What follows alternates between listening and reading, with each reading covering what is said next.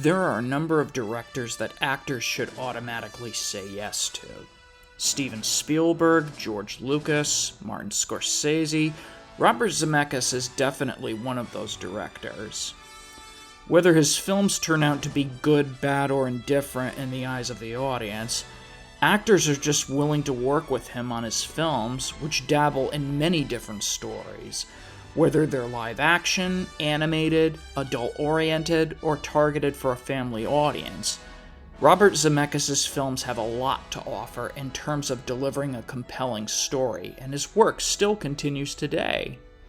As of this year, he will release his latest film, the live-action readaptation of Disney's Pinocchio, starring Tom Hanks, to be released on Disney+. But now, I want to reveal to you 12 of my favorite of Zemeckis' films. This is my top 12 favorite Robert Zemeckis films. And action!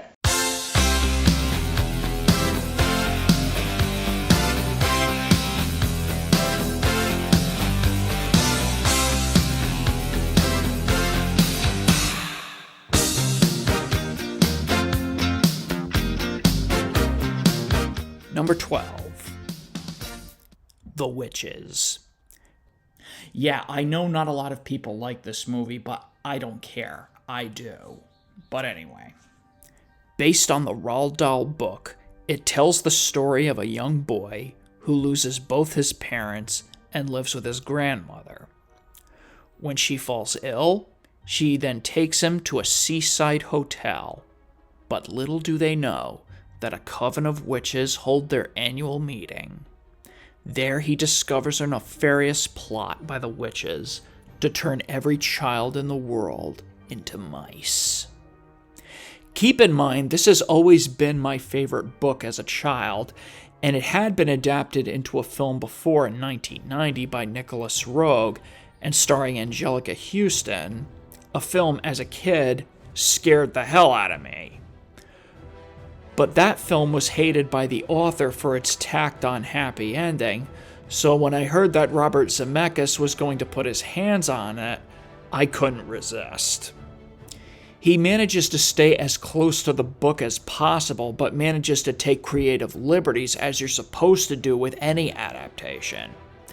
Instead of the film taking place in England, it is set in the 1960s in America in the Deep South, and the young boy and the grandmother are African American.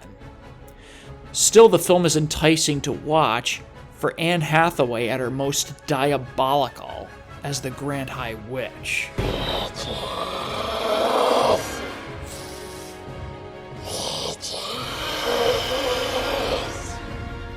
You are a sheep of good for nothing. It's the first time I've ever seen her play a role like this, and like Angelica Houston, is both really beautiful, but also really terrifying. That's how you wanna play. We'll play the Shakespeare. Sure, she's no Angelica Houston at the end of the day, but did she have to be? Let me answer that. No. Also, you've got Octavia Spencer and Stanley Tucci. You can't go wrong with those two. He would exterminate those brats. Rats. We would exterminate the rats. Number 11. Castaway. Released in 2000, it tells the story of a FedEx troubleshooter, played by Tom Hanks, being stranded on a deserted island after surviving a plane crash.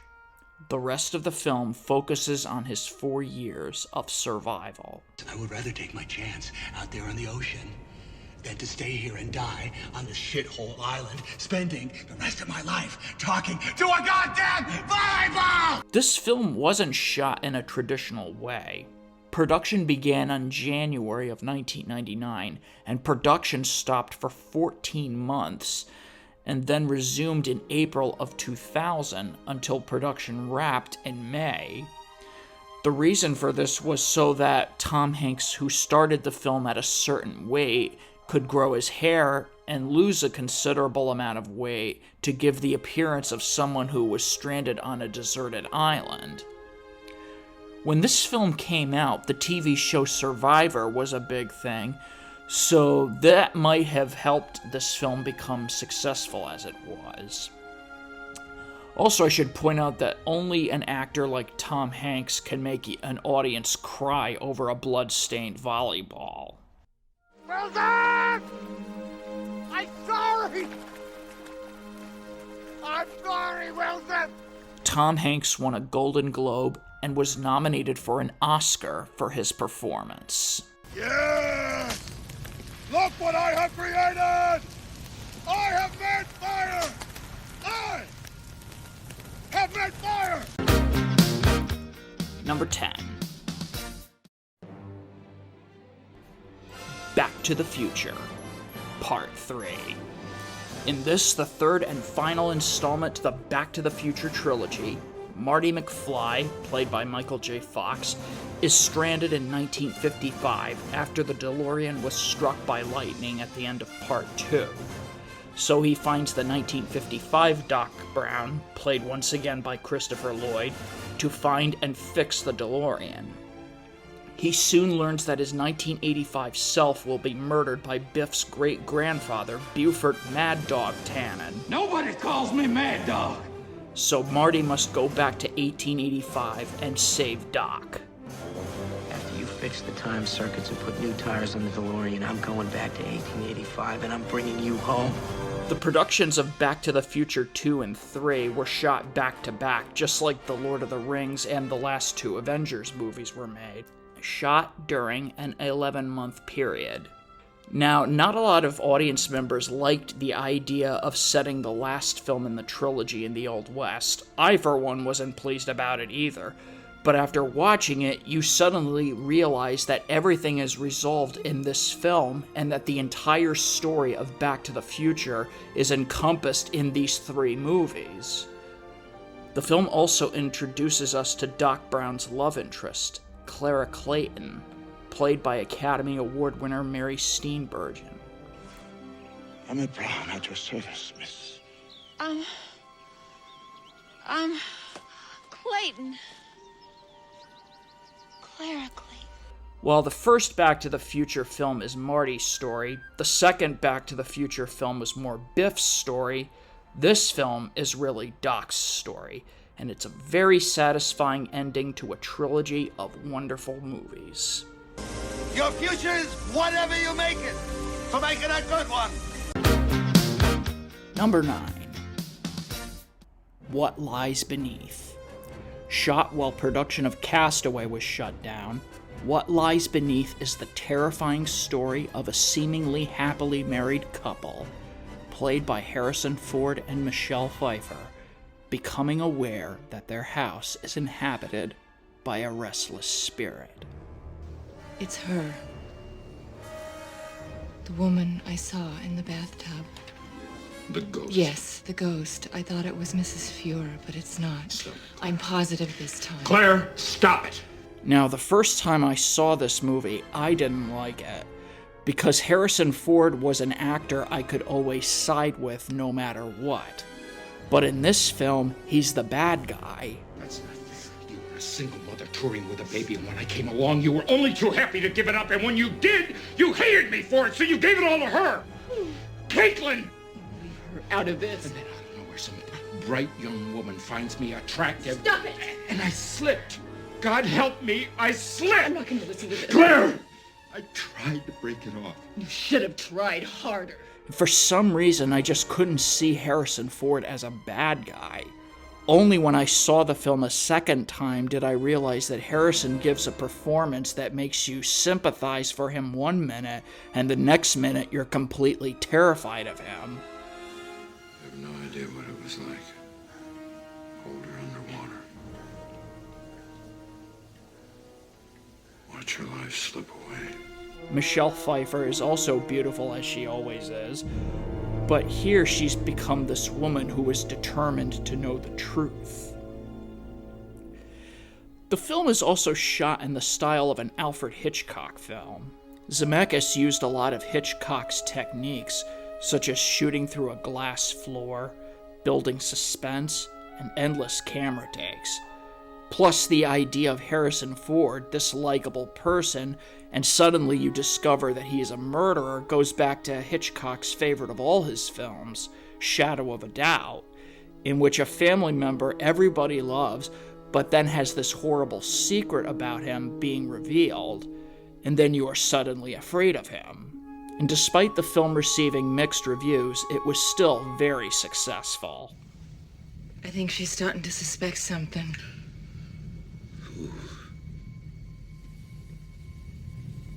Your wife. Number 8. The Polar Express.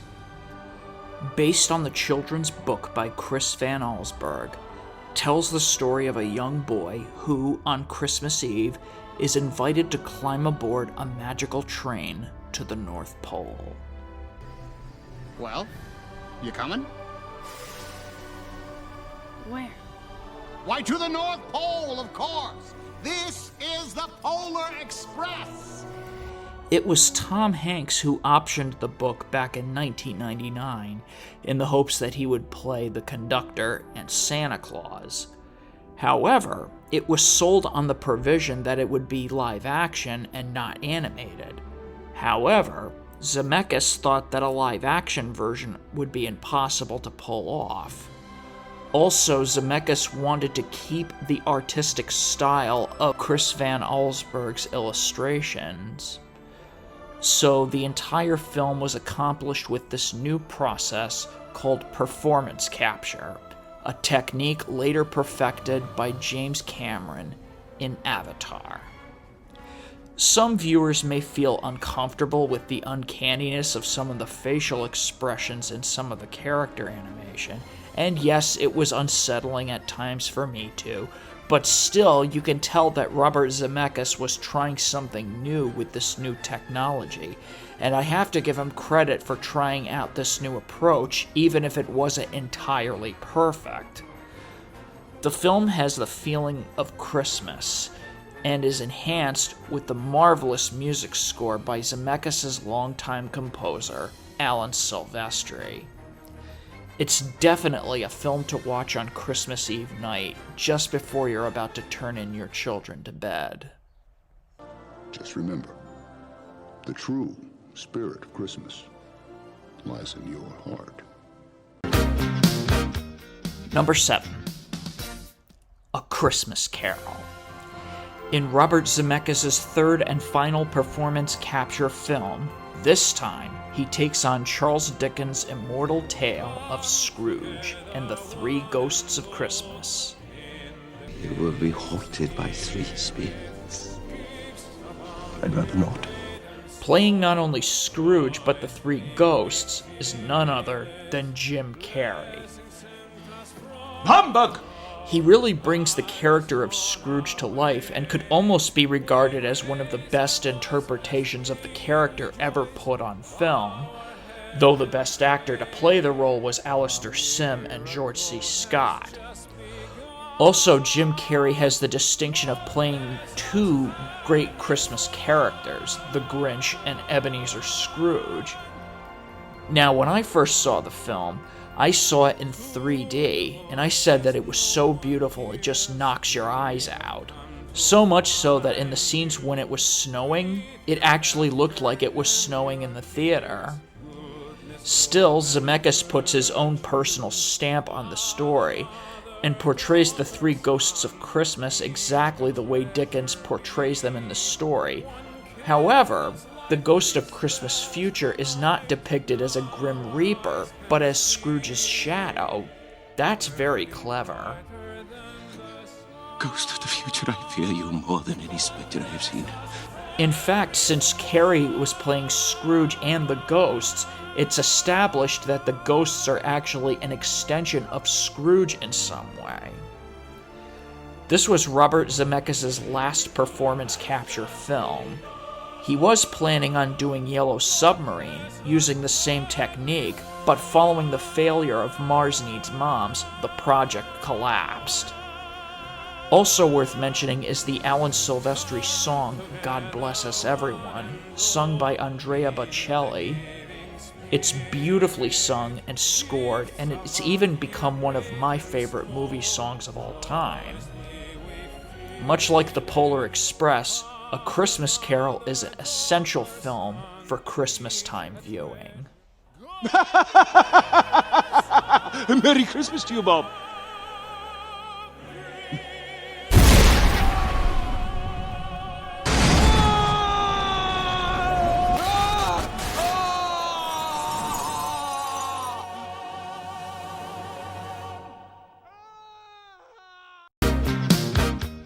Number 6.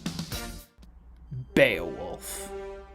The second of Robert Zemeckis' performance capture films, Beowulf is the story set in pagan Scandinavia, where a hero named Beowulf comes to aid a king of the Danes in slaying a monster called Grendel. Once he succeeds, Grendel's mother retaliates, and she too is slain, or so he says. Because we soon discover Beowulf commits a sin that ultimately ends up coming back to him. Now, Zemeckis wasn't a fan of the Old English poem on which this film is based on, so it's obvious that the film is not a literal interpretation of the actual poem. In fact, no one could take the poem and translate it visually as is written because of its structure. So Beowulf is portrayed as a flawed man, and Grendel is a more sickly-looking creature. The theme that runs in the film is how different reality is from the legend. For instance, legend says Beowulf tore the arm off of Grendel with his own hands, but in reality he may have to use other methods of getting the job done. I am Ripper, Tearer, Slasher, Gouger. I am the teeth in the darkness, the talons in the night. Mine is strength and lust and power. I am Beowulf! Still, it strikes me as interesting that Beowulf is played by Ray Winstone and Grendel is played by Crispin Glover. In addition, you have Oscar winners Sir Anthony Hopkins and Angelina Jolie. Like The Polar Express, Beowulf is accomplished using the same technology of performance capture, and again, some of the facial expressions are a bit uncanny at times, but still, Beowulf is such a compelling story, and Robert Zemeckis works his magic in a way that I was just excited from beginning to end. Plus, it's got Idina Menzel doing the theme song. Can't go wrong with her. Just wait, though wide he may roam, always a hero comes home. He goes where no one has gone, but always a hero comes home. Number 5. Back to the Future Part 2. In the second installment of the Back to the Future trilogy, Marty McFly and Doc Brown, played by Michael J. Fox and Christopher Lloyd, go to the futuristic year of 2015 to save his future family's life from being sabotaged. But Biff Tannen, played by Thomas F. Wilson, steals the DeLorean time machine, taking with him a sports almanac bought by Marty. Biff then gives his past self the almanac. The result is a nightmare come true. Somewhere in the past, the timeline skewed into this tangent, creating an alternate 1985. Alternate to you, me, and Einstein, but reality for everyone else. Now, Robert Zemeckis and his co-writing partner Bob Gale had no intention that a sequel would be made. Only when the first Back to the Future film was a massive success did the studio want a sequel. And first, the thought was that the sequel would go to 1967, but when Robert Zemeckis came on board after working on Who Framed Roger Rabbit, the idea was to revisit 1955 and see the first movie, but from a different angle. Much like other second installments in trilogies, this film is very dark. This film is fondly remembered also for the scenes set in the year 2015, a year where we would end up getting flat-screen TVs, flying drones, video chats, smart home technology, fingerprint payments. Flying cars and hoverboards, however, are still a dream. This was actually the first Back to the Future movie I ever saw, and it still holds a place in my heart. Nice shot, Doc! You're not gonna believe this! We gotta go back to 1955! I don't believe it! Number 4. I Wanna Hold Your Hand. Robert Zemeckis' first feature film. The film is a story of a group of teenagers hell-bent on seeing the Beatles make their appearance on The Ed Sullivan Show on February 9th, 1964. Not only is this Robert Zemeckis' first film as a director, but it's also Steven Spielberg's first film as an executive producer. In fact, in order to get Universal Studios' full cooperation, Spielberg had to tell the studio that Zemeckis will be the director, but if he doesn't do a good job, Spielberg would step in and direct the film for free. This film perfectly depicts a moment in time known as Beatlemania, a moment in time where teenagers went mad for these 4 musicians from Liverpool. Zemeckis depicts this moment in history with a nice little wink and a nod to the audience and makes it comedic at times. The characters can be somewhat cliché by today's standards, but for this kind of film it's permissible. Notice that when you see the Beatles, you don't see their faces, just the backs of their heads, or you see them at a distance in conjunction with actual footage from The Ed Sullivan Show. Like Goodfellas, the movie has no music score. It's all Beatles music. It was also a bit of a nightmare clearing the legalities in terms of depicting the Beatles in the film. At first, they wouldn't be seen at all, but when the rough cut was shown to the studio, it didn't work. So Sid Sheinberg, the head of Universal, told them to go back and show the band on stage without clearing the legalities, saying, quote, "It's worth the lawsuit," end quote. After the film came out, Ringo Starr's manager said that the band saw the movie and decided not to sue the filmmakers. Despite good reviews and positive test screenings, the film was a failure. Still, it's a great debut film for Robert Zemeckis. Number 3. Who Framed Roger Rabbit? Based on Gary K. Wolfe's book, Who Censored Roger Rabbit, the film is set in 1947 in a world where humans and cartoon characters can coexist. The film focuses on a private investigator, Eddie Valiant, played by Bob Hoskins, who must exonerate an irascible rabbit named Roger, who is the primary suspect for a murder he didn't commit. This is one of those once-in-a-lifetime films.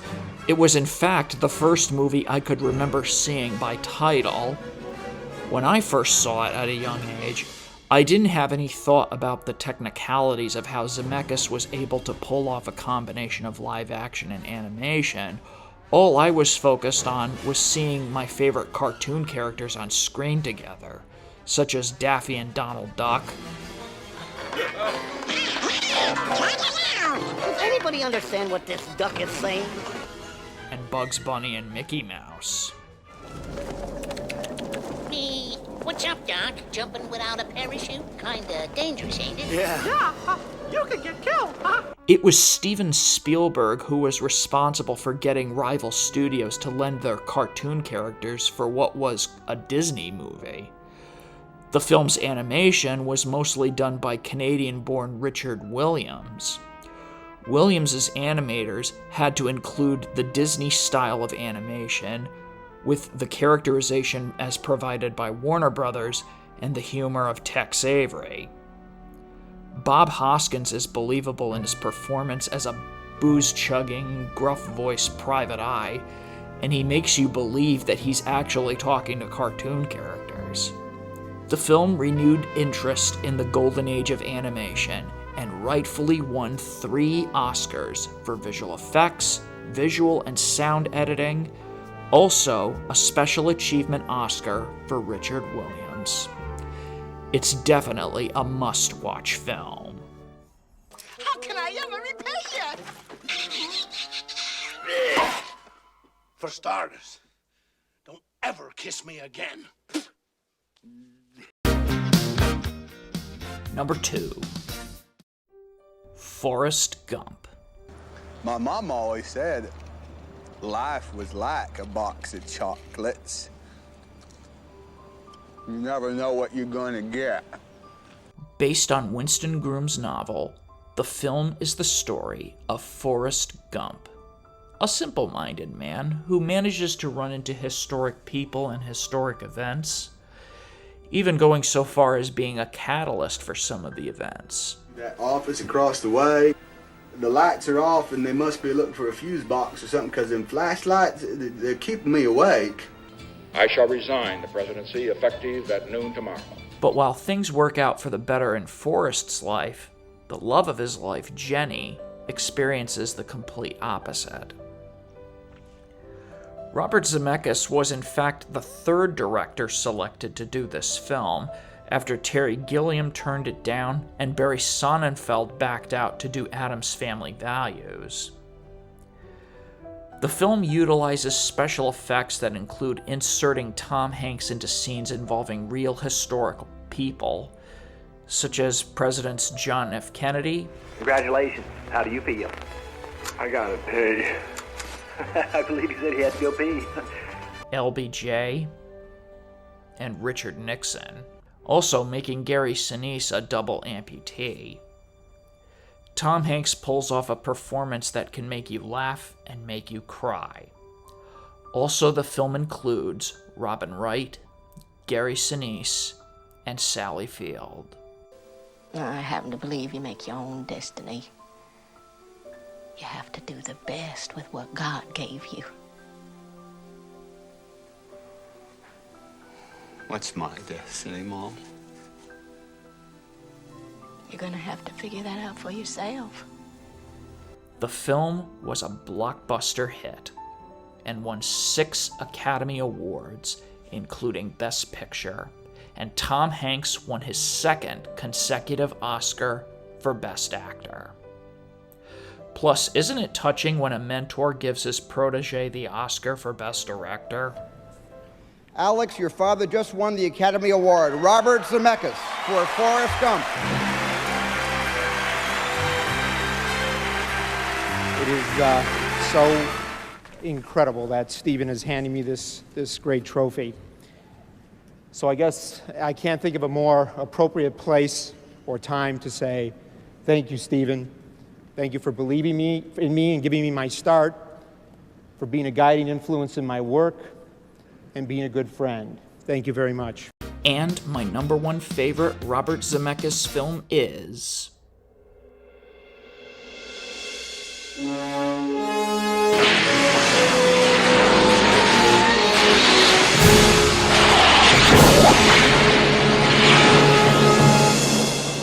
Yeah, it was predictable. But Back to the Future is the movie that Robert Zemeckis will be most remembered for. Even the obituaries will refer to him as the director of Back to the Future. Are you telling me that you built a time machine? What of a DeLorean? Back to the Future is the story of Martin McFly, played by Michael J. Fox, a teenager who was accidentally sent back to the year 1955 with the help of a time machine out of a DeLorean. Now he has to get back to the year 1985 with the help of its inventor, Doc Brown, played by Christopher Lloyd. 1.21 gigawatts! 1.21 gigawatts! My God! What the hell is a gigawatt? Back to the Future sprang from the cerebral gray matter of writer Bob Gale, who discovered his old father's high school yearbook and found out that his father was the president of his graduating class.